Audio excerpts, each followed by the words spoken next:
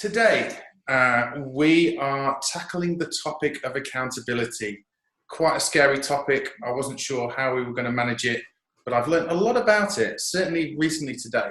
Our guest is somebody that many of you will know, Rebekah Lambert. Now, Rebekah is a freelancer herself and the founder of Unashamedly Creative, which is her own business, and she's a communications expert. I guess is probably the easiest way to, the easiest umbrella to put Rebekah in terms of all of the amazing things that she's done.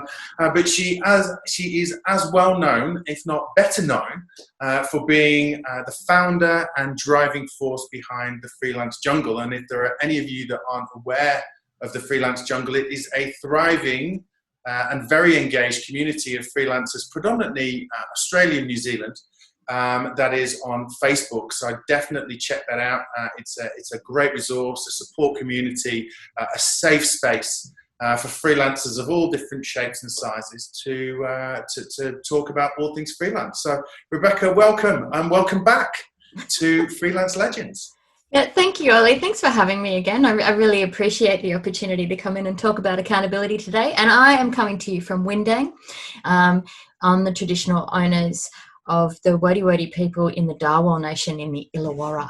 And I also acknowledge the custodians of the land, past, present, and emerging. Excellent. Thank you and welcome again. So getting right into it. So, of course, housekeeping, the usual thing. For Freelance Legends, we are taking questions. We may even invite you to talk and ask the questions directly, depending on what the question is. Please use chat. We're happy to take questions as the conversation goes, and we'll sort of weave those in to the conversations. And of course, if any of you are interested in being a guest on Freelance Legend, if you've got a story, if you've got something you think that would be interesting to a freelance audience, get in touch.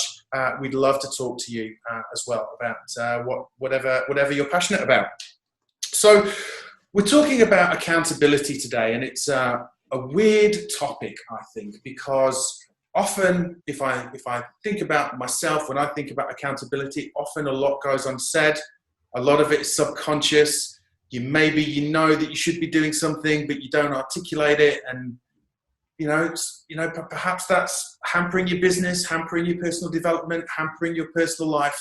It could be any number of things where accountability or being more accountable could is either helping you or hindering you. So we're keen, really interested to talk about this today, and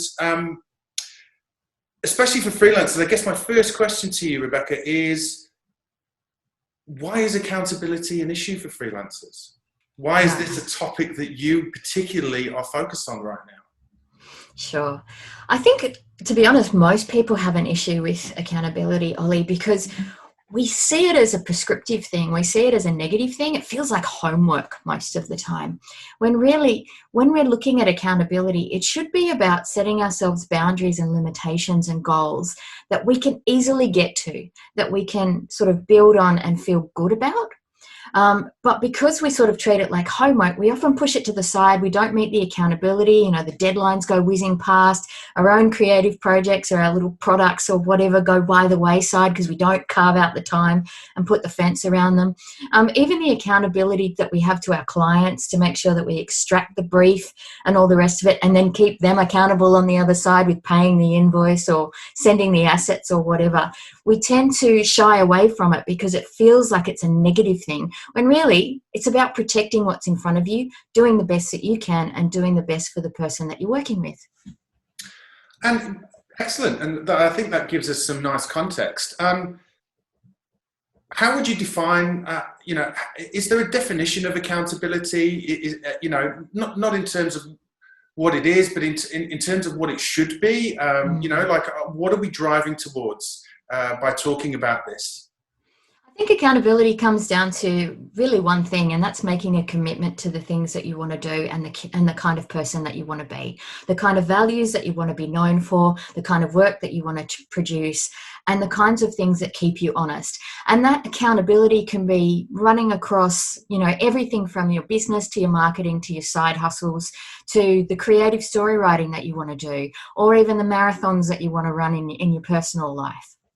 Yeah. Okay. Excellent. So it sounds that a lot of this is around formalizing, verbalizing commitments that you're making to yourself or other people, and often we talk. There's a lot of talk in different sort of walks of life about making goals visible in whatever way that is. What does that do when you verbalize or you make something visible? How does that help you to be accountable? Okay. So one of the missing things out of accountability is we all have creative ideas. We all have wonderful things that we want to do, but we don't give ourselves deadlines, or we don't give ourselves that little bit of peer pressure where someone else is going to go, hey, you promised to make that banana cake. Where is it? It's not on the table, right? So by giving ourselves that visibility, by saying, hey, I'm going to commit to this. This is for everyone, and this is how we're going to do it. We actually push ourselves forward so that it's not just this amorphous time hole that we have that we can get lost in, and ideas can just sort of float and expand. So in looking at what we're doing, if you say it to people, it helps keep you accountable. Or if you have a meeting, think about those times when, you might have been plodding around the day before and procrastinating, but as soon as you're in a day where you've got lots of meetings, but you still got lots of work, all of a sudden your productivity goes up because you know that you have to squeeze the things in between. That's what I mean by accountability. So if you can build those constraints within what you're doing and those deadlines and that pressure from other people who have expectations, then it helps lift your productivity. Awesome. So when we talk about that in terms of a freelance business or a freelancer, one of the great things about being a freelancer or a sole trader is that you're accountable to no one and you make your own decisions and all of that really cool stuff. But on the flip side, one of the worst things is also that you are working on your own. You don't have those colleagues or that work environment to give you that sort of inbuilt structure and almost forced accountability. And as a result, recently you've been talking to your Patreon community and people in the Freelance Jungle about accountability pods, which is almost giving a structure to freelancers to help create that sort of, that framework around which they can be more accountable. So talk to us about accountability pods. Whose idea was it? How did you come up with it? And why is it something that you're finding is working for the community that you're in? Yeah, sure. So accountability pods are about getting people together to do self-directed projects, whether that's work on your marketing or produce a product or, tackle your creativity or whatever. And it's about bringing people together that understand the problems that you face and build that sort of like that peer pressure and also that deadline in there, because you're saying to each person, we're going to meet every month and then we're going to discuss this, or every quarter we're going to aim to do this together. So how do we hold each other together and build that along? And I think it's really important because one of the things that I found last year with COVID, interestingly enough, was it had its own constraints within things. So as an advocate in freelancing, I found that when I was fighting for people to get included on JobKeeper when they were freelancers, I had deadlines that I had to meet. I had to get to government submissions. I had to meet when, ScoMo was having a press conference about certain things, or I had to do all of these things to get this advocacy happening. And the immediate thing that happened was that I was so much more productive because I had these deadlines and I was accountable to 6,500 people that were like, how am I going to pay the bills? How am I going to feed my family if I don't get onto JobKeeper or get some form of help? And, as a result, we got 18,000 people on a petition, which is fantastic. But it really sort of taught me that lesson of being able to sort of have the balance between having no obligation. So like the world is ending, so may as well just try whatever we can, as well as that accountability to other people and pushing the envelope. And so what I'm trying to do is distill that into the accountability pods and say, look, give yourself a little less pressure and make things a little less prescriptive, but also hold yourself accountable. Also have these boundaries. Also treat it as if you have to go to that press conference so that you can create things. And the interesting thing is too, I've joined an accountability pod that is with one of my heroes, which is Beth Pickens, who is a creative counselor out of the States. And I found that we're working together across so many different things that it's this opportunity to tune in and get a shot in the arm. When you start feeling self-doubt, when you start feeling like you're pushing tin and never getting anywhere, you have the opportunity to actually share it and say, oh my God, I've had such a bad month. I haven't done what I wanted to do. And other people will go, me too. Let's work on it together and make sure that we can do it in the future. And so I got that happening. And then Hayley, of course, is my offsider for this. She's absolutely addicted to masterminds. I think she's in about 2 or 3 of them. And she says that the process really helps her keep on board and keep her client stuff going. So we've kind of made a big soup of all of these things and we're trialing it out with people to bring them into their own creative form. Amazing. Okay, so for the people that are joining us today, what we're going to try and do is to help you not only understand what an accountability pod is, but also the framework around it, and give you some idea of what it is that you're going to need to do to get involved. Because I think ultimately this is something that anybody can do. You don't need permission. There's no course. I think if you understand the principles and you think it works for you, right, you can find like-minded people and set one up. That's the whole point, right? Yeah, exactly. Awesome. So I guess first and foremost, how would you, if you're obviously, if you're a member of a group or freelance group or whatever, then obviously you're going to be able to maybe find some people. But how would you, Rebekah, how would you go about, identifying people that you might want to go through this process or go on this journey with? Sure. I think the first thing is to pick what your focus is.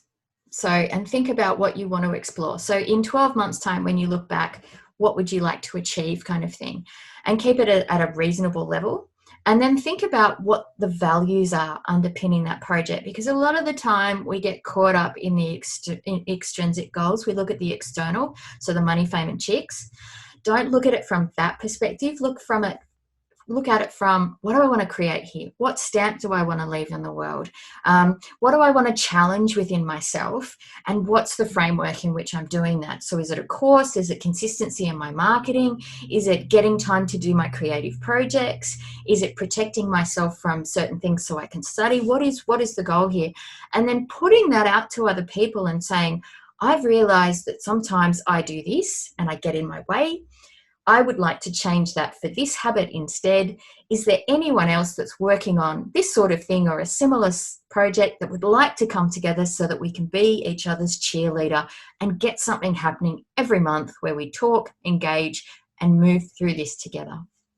Awesome. So, I mean, I guess there's probably a whole nother podcast topic here, and maybe this is too much of a bigger question to get a detailed answer, but, it sounds like, to begin with, you have to be fairly self-aware in terms of knowing, what are the behaviors that you exhibit that may hinder your progress in wherever you want to, whatever sort of, aspect of life you're talking about. Do you have any guidance for how you can, take that first step? It's like, how do I even know what I don't know? Or how do I even know what's hindering me here? And, how can I articulate the behaviors that I want to improve? Sure. I think the first thing is to just really honestly look at the moments where you're looking at the list of things that you've got to do and you keep looking at something that you never get to, and then you're having that visceral reaction inside where you feel shame, you feel guilt, you feel frustration, you feel it quite internally. And then you just sort of go, well, you know what? I don't have to feel like this anymore. If I put a bit of a fence around this, I can change it and then work from there, because we all have it. Right? We all have the blog that never gets the attention. We all have the feature that we want to build. We all have the creative thing that we want to explore. We all have the client envelope that we want to push, but it always ends up being 501 on a list of 500 things. And it's about saying, you know what, my stuff is as worthy as my client stuff.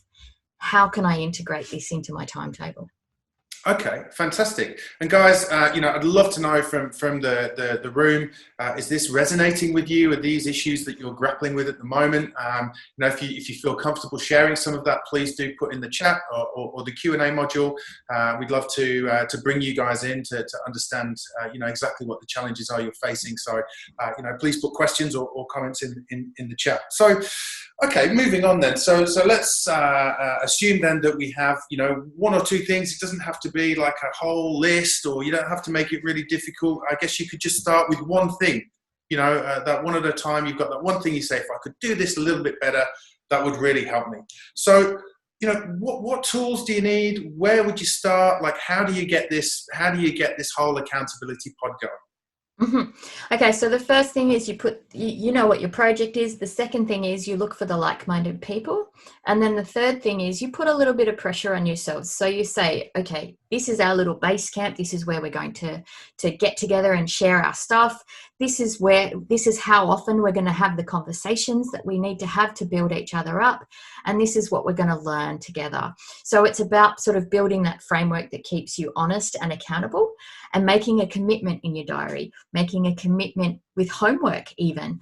The one that I'm in is specifically around homework, because I never, even as a kid, did my homework until it was like half an hour before. So it's about sort of building that so it suits your purposes and making you accountable, but also connecting up, even like how we're connecting up at the moment, Ollie. Come together on Zoom, have a chat about things, overcome, but also make sure that you do the work so next time, so you're not just having a chat. Yeah, okay. And so I mean, it sounds like I need to get my 12-year-old son in an accountability pod with you, Beck, so that you can help him get his homework done on time. But when you're connecting with people, do you have a preference yourself versus Zoom versus face-to-face, or is it really just what works, what's possible? It's what is working and what's possible for people. One of the things that I'm finding at the moment is that my accountability pod that I'm in with my friends overseas is falling over a little bit because we've been suckered down by the time difference. Meeting together on Zoom, meeting together on Google Hangouts or some form of video thing is an essential part of the process. So you've got to commit to that to at least once a month. Having your base camp, so having like a Google Docs or a Slack channel or somewhere where you can go and put things and say, hey, Ollie, can you look at this for me? I'm really struggling with it. Or, hey, Ollie, I've just done this and I'm really excited about it. What do you think? So that you've got this central repository. Get it off email, because we all know that email can drive you crackers. And also have those moments where you can kind of chat quickly. So even if, good old Facebook can be your entire program if you want. You can have Facebook chat, a Facebook group, and use Facebook to do the video calls, for example, if that's what you want to do. Or you can do most of it on Slack, or you can do most of it on Google stuff. But make that decision so that you've got those three elements where you can kind of get info on the fly, you've got a central repository, and you've got the opportunity to catch up. Okay, and so when we're so if you're thinking about an accountability pod, how many people is there a minimum, maximum number of people that you would recommend? Number one, and my other question is, do you look for like-minded people in similar industries, or do you look for people with a different background? Like, what's the balance there in terms of what you're looking for as a group? Sure. I would say the maximum amount of people would be 5 and the minimum would be 3, because there's a little bit of a sweet spot there. You get a decent enough time, but you get enough people to bounce ideas off.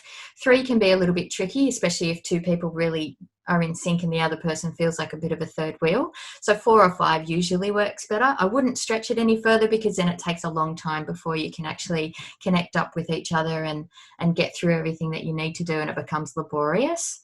And I think also too, when you're looking at what you're doing, really keep the values at the center of what you're doing. So for example, when Hayley and I released the pods this morning, we had people apply for it and write what their project was, what they wanted to focus on, what they were good at in terms of, the skills that they could add to the group and what they could share with people.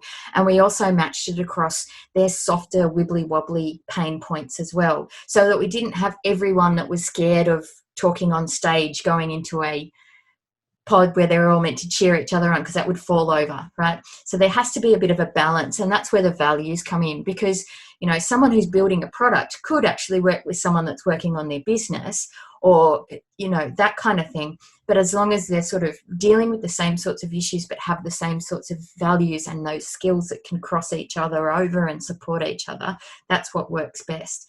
That's the trickiest part, so that you don't end up with 5 communication specialists all fighting with each other over typos. Yeah, fair enough. And I think, obviously, as you said, maybe we can talk about this towards the end. But this is something that obviously you and your group can help with, right? In terms of helping to set these kinds of things up, and we'll talk about the program that you offer at the end.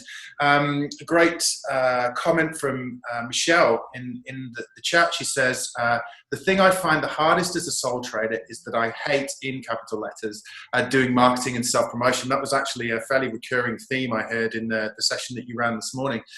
"So I work like crazy thing and then find gaps in my work because I'm avoiding doing any promo when I'm busy. Any thoughts? Welcome to hold myself accountable to do this stuff. I really work hard to avoid it." Yeah, marketing is a huge thing. And it's so funny because even freelancers that are in marketing hate marketing themselves. So you are not alone. It's the first thing to recognize, I think, Michelle. The other thing to think about is, why are you feeling disconnected from the marketing? You know, sometimes it takes, we get all of this information of this is how you should market, do the 4-point plan, come along for my social media seminar. Most of the time it's because we don't really feel the confidence to say what we're saying out loud.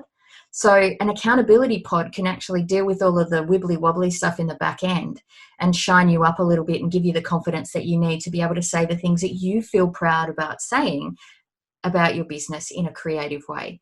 Because marketing is not the 4-point plan. Marketing is not the social media course. Marketing is about you feeling so confident that you will tell your story to people. So if you can find some people that have got some good storytelling skills that can help you get over the confidence that you may not be having, bugger the process, focus on the creativity and move forward that way, I would say. Awesome. I hope that answer helped, Michelle. Now, Gabrielle, I can see that you've got your hand up. I'm just wondering if that's something that you did on purpose.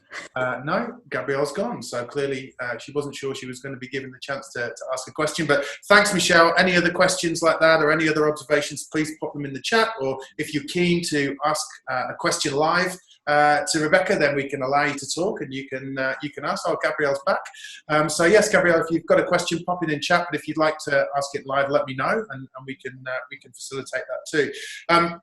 I think, one of the things I find when I procrastinate and don't hold myself accountable is that there's also activities that I go through that make me think that I'm being productive. Mm-hmm. Whereas rather than get and actually act on my list of things to do, I will put my list of things to do in a nice shiny Google Doc with drop-down things and columns and colors and everything else. And at the end of the day, what I've done is taken my handwritten list of things to do, put them in the Google Doc, and I marvel in an awe at the Google Doc that I've created and think that I've done something when essentially I haven't really done anything at all.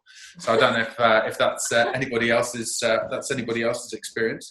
Now, one of the concepts that you talked quite a lot about this morning was the captain's chair. Can you talk a little bit about that? Why that's important?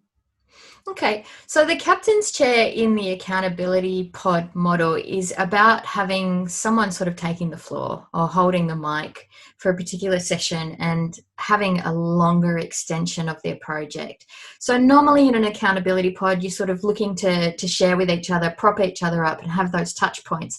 But by having someone sort of almost present within your group about elements of their project or elements of skill or whatever that they want to bring to the fore, or problems that they're noticing in the accountability pod and how it's run and all that sort of stuff.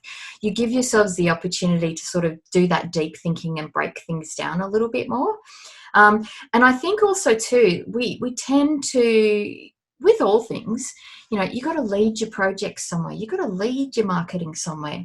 But we tend to shy away from the leadership stuff. I mean, you might be surprised, Ollie, I'm actually an introvert. I'm really scared of people, very socially anxious, comes out in my Muppet arms when I'm talking.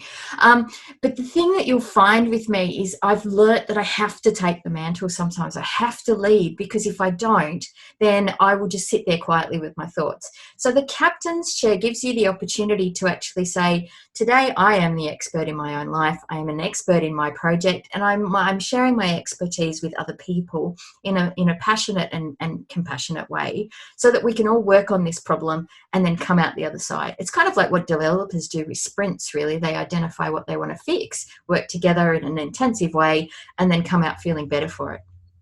Awesome. And would you recommend that person within a pod is one person, or that opportunity to be in the captain's chair is shared around? Yeah, so you do a little bit of a rotation. So, for example, in the one that we've set up with Hayley uses the captain's chair in her masterminds quite a lot. It is on a rotational basis. So you might pick the topics, you might pick your project, you might pick the problems as the accountability pod gets older and older and older across the 12-month span, and work through it that way. And then also sometimes it's just kind of fun to rip off the clothes and have a bit of a nudie run, as it were, by taking away that structured thing and then just sort of letting everybody have a free for all day, just to sort of mix it up as well, so that you've got the right amount of obligation, but then you've also got the clarity. And I think it also makes people feel connected to each other, because it's not just one mouthpiece that's always talking, which often happens in education for freelancers. You know, here's the leader and everybody follows kind of thing. It's about everybody working to their best effect and getting up there and having a go. Cool. And so do you have then,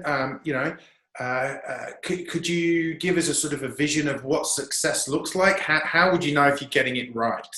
You set up your accountability pod, you're meeting once a month. I know that obviously that's going to be sort of fairly specific to each person or each group, but sort of generally speaking, what are the outcomes that you might expect from getting involved in an initiative like this? Sure. I think it's about changing your mindset so that you can understand that incremental growth is what you're aiming for, instead of having big, lofty ambitions. So it changes your headset a little bit. So you get a little bit less fixed on, I should be here, and watching everyone else and freaking out. So there's that sort of change. I think also too, you just see the progress as it unfolds, so that you look back. You know, we have a to-do list, but we don't see our done list. So this is an opportunity to see both sides of the coin, so you can start seeing things form as they come along. And I think also too, when I set any of this sort of stuff up, I mean, the reason why I founded the Freelance Jungle in the first place, everyone thinks that they're all alone. Everyone thinks they're in a silo. Everyone is isolated. This is an opportunity to actually shake that isolation away and get rid of its ability to poison your self-confidence, and just connect up with other people that go, you know what, man, I get it. I had a bad Thursday too, but we're here now and we can focus on moving forward. Awesome. That's great. Now, not that we had pre-planned this, but this morning I joined a kickoff and observed you helping to get 25 or so freelancers up and going. And part of what you do is I guess with the Patreon and sort of the gold membership of the Freelance Jungle, to you're actually providing services and guidance to freelancers of all sorts and shapes and sizes to help them improve. Now, for anybody who's in the group, if you've got your own group, that's fine. This is something that you can go away and do. But if you needed some assistance, perhaps, Beck, do you want to talk about some of the things that you do in the jungle, and maybe some of the opportunities for anybody in the audience that might want to get more involved? Yeah, sure. Well, we're running our first trial pod at the moment. It's beautifully star themed. So we've had the Red Dwarf, the Enterprise, the Stargate, and I didn't go with the Millennium Falcon. I went with something else. Oh my goodness, I've forgotten a pod. We had them launch this morning, and basically Hayley and I are sort of learning by doing at the same token. But one of the things that I'd like to do later on is, once we see what's happening, is actually release kits so that people can do this by themselves. They can set it up, they've got the framework, they know how to do it, and then they can trot off and set up their pods. Also, the other thing is too, we're looking at how this works in terms of translating. So, for example, one of the things that I'll be doing come wintertime, which sounds a little bit strange, is an improv class on customer feedback. So how to get client feedback and how to get people connected. And I think what I'm learning from the pods is that people need to work in little groups to come up with their own little analogies, to come up with their own little goals and their own sore points, and to work on those to develop different things and write a new script. So that's what I'm doing with this program as well, is extending it into that client feedback. With the accountability pods and stuff that are out there generally, there's a lot of things called masterminds. There's a lot of different groupings. Have a look if the format actually suits you. I mean, like I said, Hayley's in two. I'm in an accountability pod from the States.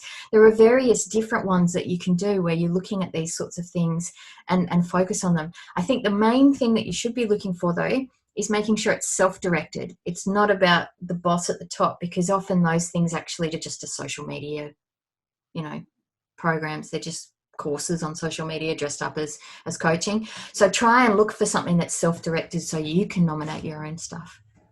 Okay, awesome. Now, guys, we're coming up to the end. If there's any questions that you've got for Rebekah, whether you want to put them in chat or even if you'd like to ask them directly, now's the time. We're happy to take questions, so please let us know. It'd be good to know what you've been able to take away from today's session as well. One of the things that you mentioned there, though, Rebekah, is you're in more than one. Is it again? So it's okay. You can be in different ones. I guess. Can you get different things out of different ones? Like, how do you balance it? I think it depends on who you're working with and all the rest of it. So I treat, when I'm working on the Freelance Jungle, for example, with the creative stuff, I treat Jess and Ginny like a creative way to get things rolling and to build campaigns. And I come out and I say, here's a strange idea. What do you think of this? And they usually come back going, yay. And then Ginny says, here's some caveats on it, because Jess will get really excited. But using that fuel, because one of the things that I find with those sorts of situations is that in Australia we tend to slap people's ideas down first. We're looking for the opportunity to tell them how they should do it correctly instead of accepting the ideas. So some of the most useful opportunities that you'll have is actually having people that will say yes to the strange kernel of an idea that you have, let you have a little bit of a Muppet play with it and get excited and all the rest of it, and then look at it and break it down and go, okay, how do we do it from here? The one that I'm in the States is all about productivity. You are accountable to, you're setting the goal, you're doing this, and this is what you're happening. You're turning up to class, you're supporting other people, and you have to give a certain amount of feedback. Why? Because the structure really worked for me last year. I needed that sort of hot box pressure to be able to develop the way that I was doing when I used to do product development. Other people use it because they just simply want the shot in the arm. So it's really about looking at emotionally what focus do you want to have, and then applying it to the situation that you need and building the group around it that supports that happening, as well as having a goal to it. So you can't just go in and go, well, I'd like to feel better about myself. You've got to say, I'd like to feel better about myself because I want to write kick-ass stories in the future, or whatever the situation may be. And would you recommend try before you buy type of thing? Would you sort of join? Is it possible to sort of dip in and dip out, try and find a couple, the right sort of tone, the right people? Would you recommend that kind of thing? If you can do it, sure, why not? I mean, attend other people's classes. For me, the easiest way to look at things might be to join the Patreon and see the value there and see whether my teaching style aligns with what you're looking for. It's kind of like a co-working joint. Sometimes you go there because you want the silence. Sometimes you go there because you want the camaraderie. So think about how you can actually do those things, the small versions of what people are doing before you make the big commitment. And don't be so suckered into the whole thing of having like a full-on program. Some of the better ones are actually a little bit messy because it allows people space to jump in and learn by doing, and then come out with entirely different opportunities by the end of it. One of the classes I did last year, which was marketing for introverts, I got everyone to say, okay, what do you want after the 4 weeks of this class? No one came to where they were at the end. They didn't want the same answer because they'd realized that marketing themselves as an introvert was entirely different to what they thought it was at the beginning, and then went on to do other creative things. It's the same with the deadline party that I ran last year too. It gave people the opportunity to jump on board, have 6 weeks of pressure, launch something at the end. We had a big video launch, the whole 9 yards, so that they had to do something, otherwise they would be standing naked on the stage. And I think that makes it really important for people that are like, right, I need to do this, I keep putting it off, I keep procrastinating, I am going to own this and launch it, and build that pressure around it. So just look for what is the right opportunity for you.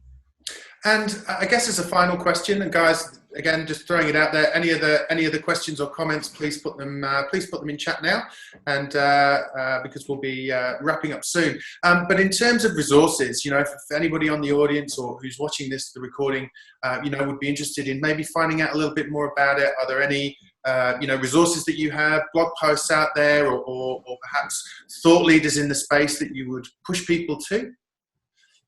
Sure. You can check out our launch party. It's actually freely available to absolutely everyone. So you can see how we've set it up and what we're going on with the process. That's on the Freelance Jungle Crowdcast. It's called Meet Your Podmates. So you can actually watch that and see how we've set it up and even glean that. Do you have a link you could quickly put in the chat? I do. Please excuse me looking over this way. Because what's it, Crowdcast? Yes. Always helps if you know what your platforms are called. So we did this live so that we could actually demonstrate the model itself.